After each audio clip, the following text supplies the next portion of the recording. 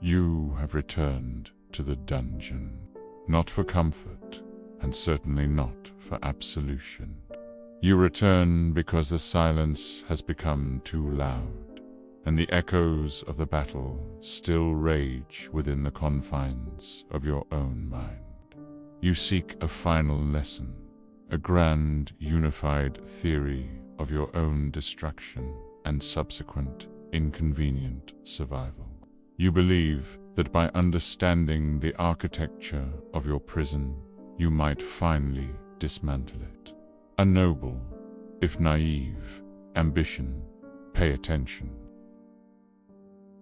You began, as all such tragedies do, with a foundation of hope. You believed you were crafting a sanctuary, a refuge of loyalty and love, built brick by brick with your own devotion. This belief demanded a price, and so you invested everything, not just your currency, which she accepted with the casual entitlement of a queen accepting tribute from a conquered land, but your sanity. You paid for her peace of mind with your own. You funded her stability while yours was systematically dismantled. You provided the canvas and the paint, under the illusion the masterpiece being created was a shared one. For 7 years, you toiled in service to this grand design. This was the foundational lie upon which all subsequent treacheries were built. The architect was a saboteur. While you were building, she was excavating, tunneling beneath the foundation, laying charges set to detonate at the precise moment of her choosing. The first tremors were subtle. A phone angled away in the darkness. A name spoken with a familiarity that did not belong to you. A coldness in a touch that was once a fire. These were the hairline fractures in the facade, the preliminary warnings of a catastrophic structural failure. In response, your instincts, that most primitive and reliable of instruments, began to scream. They screamed of deceit, of betrayal, of a truth so monstrous you dared not give it a name. You did what any rational mind does when faced with the irrational. You sought evidence. You began to test the walls, to tap on the floorboards, to listen for the hollow sound of a lie. Your mistake was to assume you were dealing with an equal. You had fundamentally misunderstood the nature of the entity with whom you were dealing. You believed you were in a relationship. You were, in fact, in a laboratory, and you were the sole subject of the experiment. Every time you presented a factor-suspicious message, a timeline that did not align, a gut feeling that could no longer be ignored, you were met not with denial, but with a far more potent form of dark magic, gaslighting. It was her masterpiece. She did not merely refute your evidence. She invalidated your senses. Your correct observations were diagnosed as paranoia. Your logical deductions were labeled as insanity. Your pain was prescribed as the symptom of your own inherent brokenness. She held up a warped mirror and convinced you that the grotesque reflection was your own face. This inexorable pressure forced the slow, agonizing process of self-emulation. You turned the fire of your suspicion inward. Perhaps she was right. Perhaps you were the monster. Perhaps your love was too demanding, your mind too fractured, your perception too flawed. You began to apologize for the crimes she was committing. You apologized for needing honesty. You apologized for expecting loyalty. You apologized for your own existence when it proved inconvenient to her carefully constructed double life. This is the genius of the master manipulator. They do not need to build a cage for you. They convince you to build it for yourself. And then they convince you that the bars are for your own protection. At a certain point, the psychological pressure became too great, the evidence too damning. You made a desperate, rational bid for freedom. This act of self-preservation was something the parasite could not abide. Just as you reached the door, she deployed her most potent and saccharine poison, the love bomb. The letters filled with performative anguish and promises of an eternal future she was already plotting to spend with another. The tears calibrated for maximum effect. The sudden, overwhelming affection designed to short-circuit your resolve and remind you of the fantasy you were so desperate to believe in. She did not want you.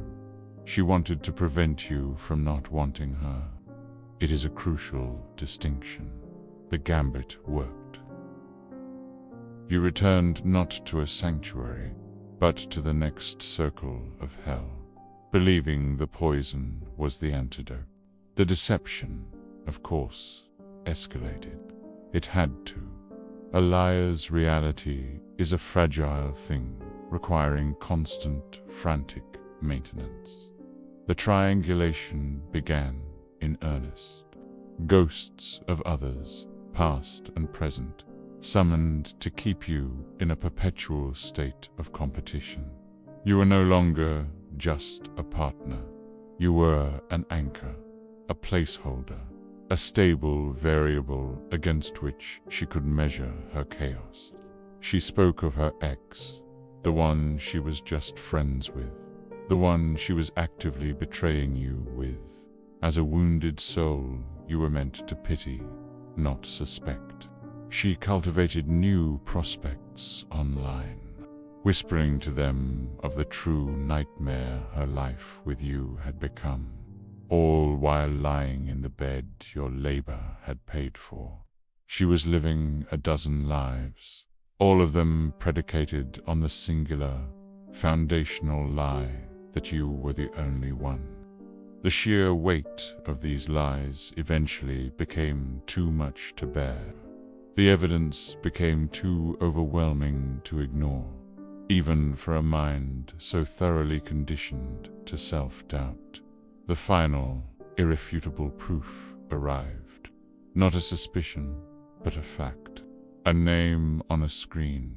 Confession from an accomplice, delivered with the casual arrogance of a victor. This was the lightning strike of recognition. The horrifying, gut-wrenching moment when 7 years of carefully constructed reality shatters into a million pieces. The moment you knew, with sickening certainty, that you were not mad. You had been right all along. This clarity did not set you free. The truth was the trigger for the final discard. The moment you became inconvenient to her narrative. The moment you could no longer be gaslit into submission. You ceased to be useful. The experiment was over. The subject was to be disposed of. The discard was not a quiet departure. It was a detonation designed for maximum collateral damage. It was followed by the most vicious act of all, the smear campaign. She, the architect of the ruin, donned the mask of the victim one last time.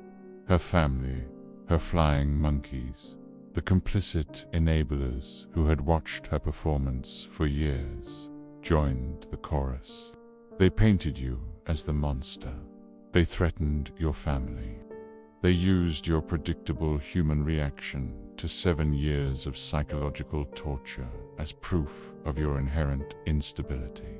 It was a masterstroke of cruelty. They set your house on fire and then condemned you for screaming. This final assault precipitated your collapse. Utterly. The man you were was incinerated in the blaze of her departure. The financial ruin was swift, a direct consequence of an emotional devastation so profound it left you incapable of rational thought. The gambling addiction was not a flaw in your character. It was a desperate, primal scream for control in a universe where you had just learned you had none. It was the frantic attempt to win something, anything, in a game where you had just lost everything, including your own identity. You hit the absolute bottom, a hollowed-out ruin, haunted by the ghost of a life that was never real and stripped of the resources to build a new one. You were, by every conceivable metric, defeated. It is here, at the absolute bottom, in the suffocating silence, that a different kind of truth begins to germinate. When there is nothing left to lose, this truth does not require validation from anyone else. It is forged, not discovered. You see, the ultimate philosophical lesson of your ordeal was never about her. To fixate on her pathology, her narcissism, her inherent emptiness, is to remain trapped in her narrative, forever playing the role of the victim. The lesson was not she is evil. The lesson is far more profound. The lesson is this: reality is not a fixed state. It is a negotiated contract. For 7 years, you allowed a fundamentally untrustworthy party to dictate the terms of your existence. Her power was never inherent. It was granted. Granted by your hope. Granted by your loyalty. Granted by your refusal to believe that a person could be so profoundly hollow. Your power, then, is not in convincing the world of your truth. It is not in seeking retribution or an apology you will never receive. Your power is in the unilateral cancellation of the contract. It is in the sovereign act of reclaiming your own perception.